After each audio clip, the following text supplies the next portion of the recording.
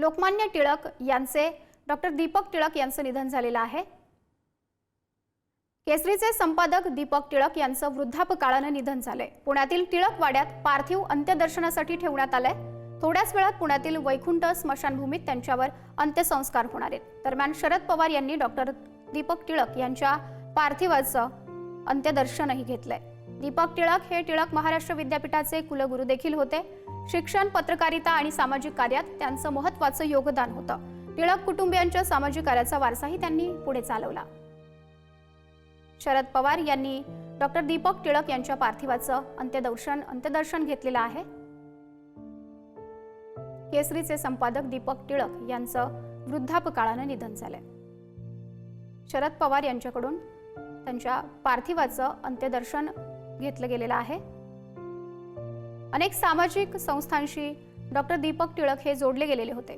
2021 मध्ये जपान सरकारच्या परराष्ट्र व्यवहार मंत्रालयाकडून जपानी भाषेच्या प्रचारासाठी केलेल्या उल्लेखनीय कार्याबद्दल त्यांना पुरस्कार देऊन सन्मानित करण्यात आलं होतं। लोकमान्य टिळक हे राष्ट्रीय पुरस्काराचे अध्यक्ष म्हणून सुद्धा त्यांनी काम पाहिलेलं होतं।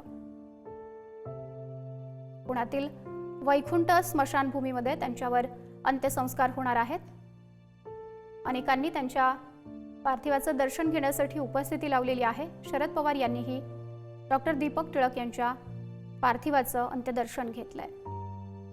डॉक्टर दीपक टिळक हे लोकमान्य टिळक यांचे पणतू होते। केसरीचे संपादक दीपक टिळक यांचं वृद्धापकाळाने निधन झालेलं आहे। पुण्यामधील टिळक वाड्यामध्ये त्यांचं पार्थिव हे अंत्यदर्शनासाठी ठेवण्यात आलेलं आहे।